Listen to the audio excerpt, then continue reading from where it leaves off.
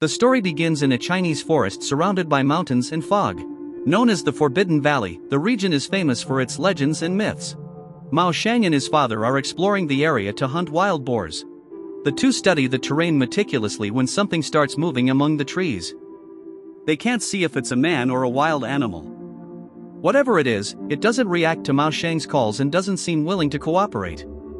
The young man shouts some questions, in case it's another hunter or someone lost. Getting no response, he fires one of his arrows, soon regretting the decision. For an enraged growl echoes through the forest, and a creature charges at them. The explorers start running and end up getting separated.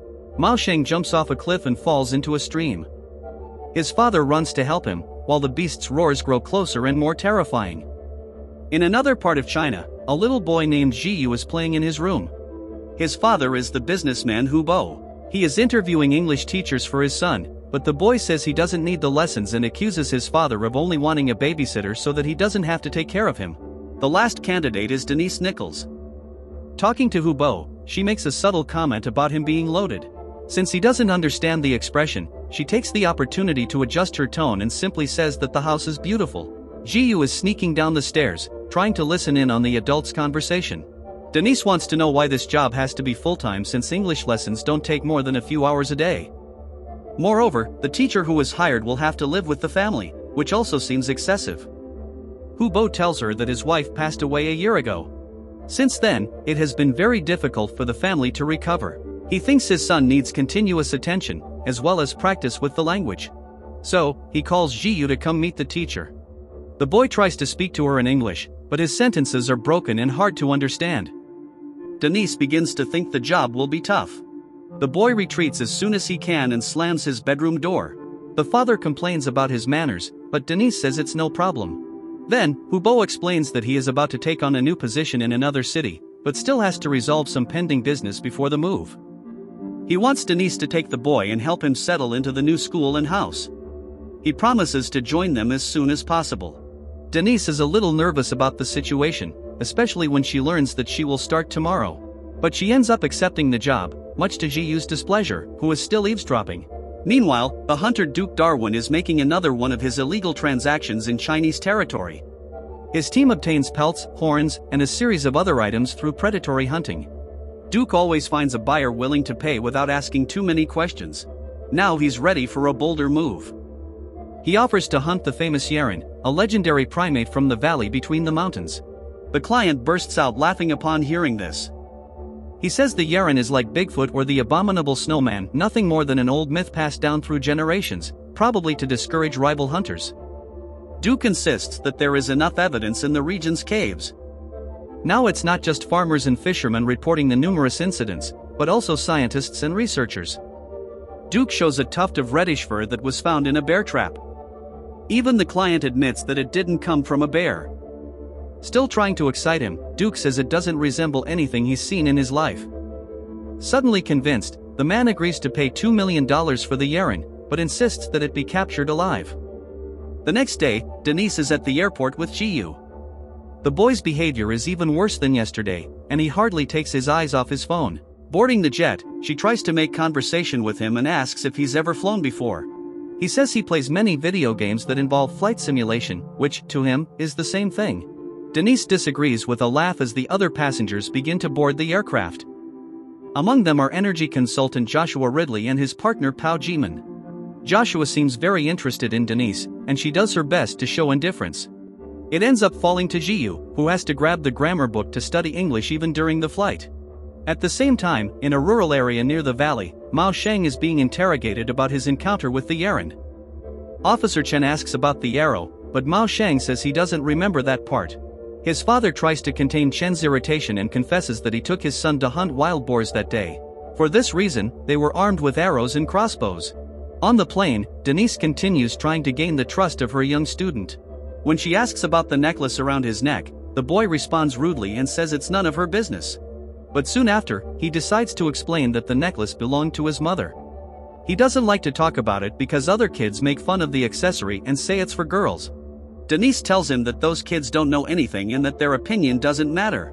Jiyu seems to feel better with her support. He starts peeking at a newspaper that the man next to him is reading. The headline says that a pair of hunters spotted the mythical lley.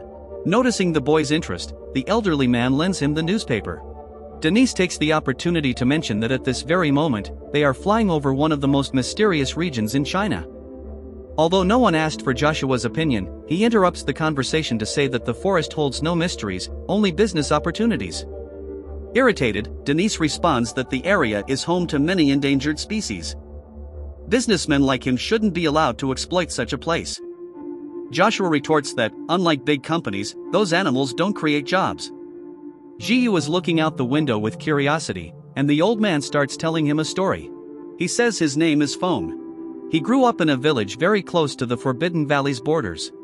During his childhood, he heard many reports about the lley until one day, he had an unforgettable experience himself. But when Lley asks what he saw, Feng says he's too old now and his memory is weak.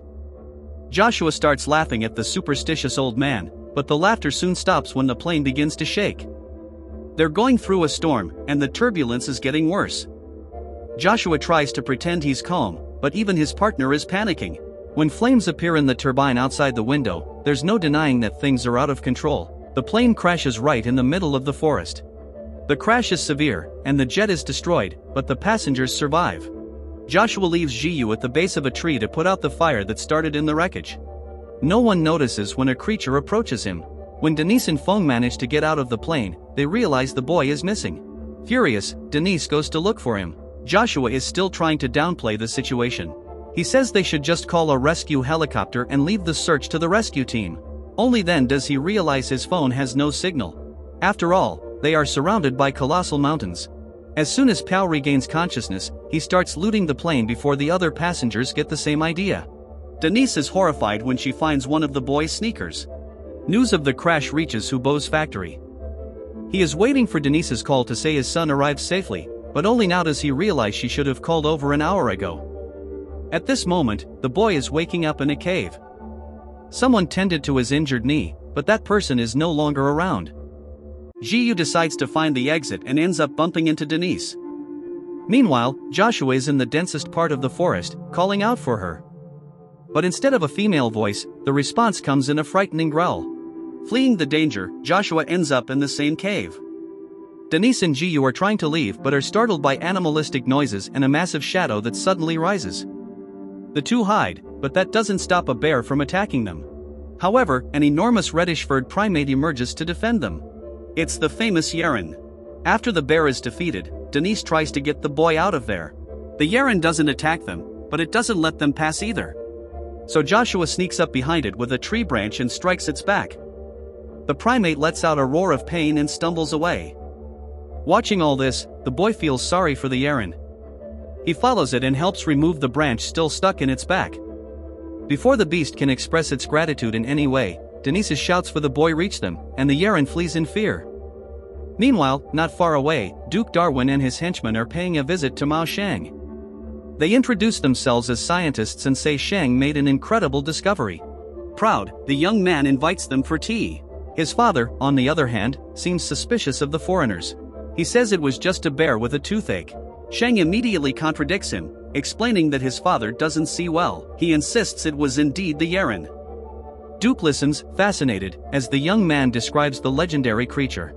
Shang's story diverges from the facts in some parts. He denies having shot the arrow and says he jumped into the river to save his father, not the other way around. But all Duke wants from him is a route on the map. When Shang points to the Forbidden Valley, his father interrupts the meeting and asks the foreigners to leave. Duke says he's willing to pay well for the information, but Shang's father doesn't want any dirty money.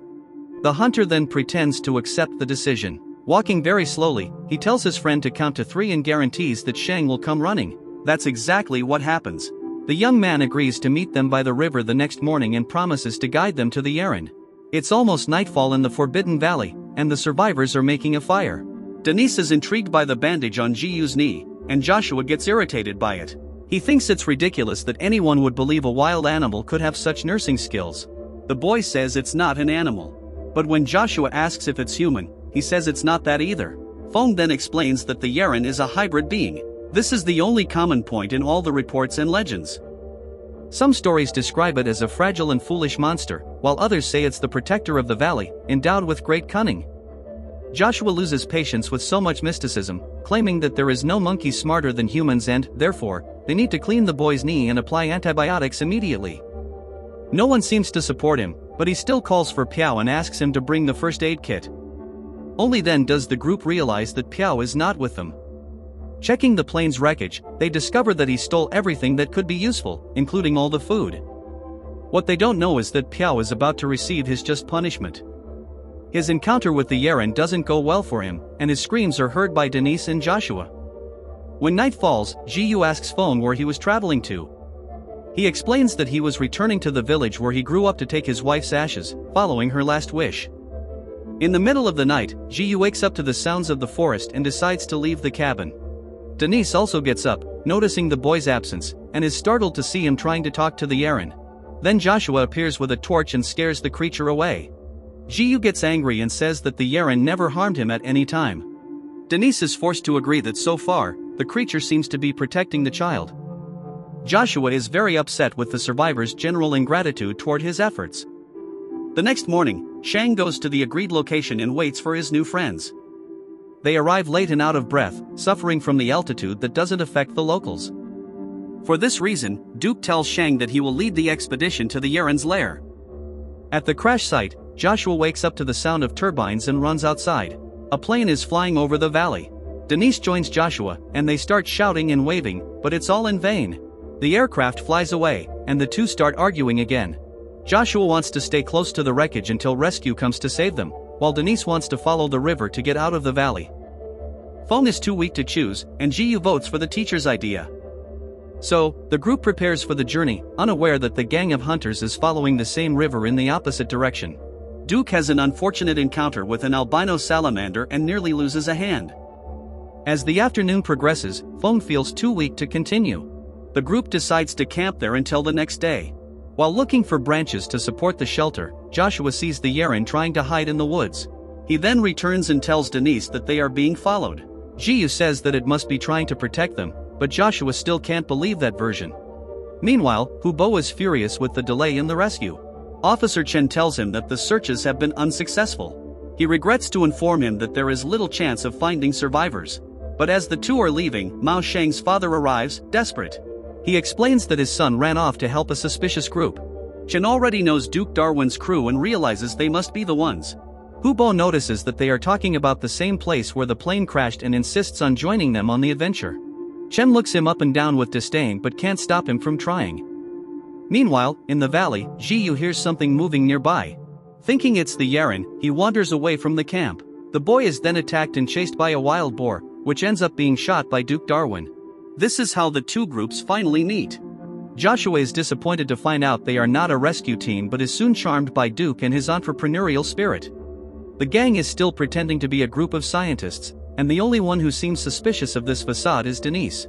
When Jiyu starts to talk about what happened in the cave, she interrupts him before he mentions the Yeren. Duke suspects her behavior and realizes that the survivors are hiding something very strange. He takes Jiyu for a walk and asks if he has seen any bizarre animals around. By this point, the boy is also wary but becomes nervous and can't maintain the lie.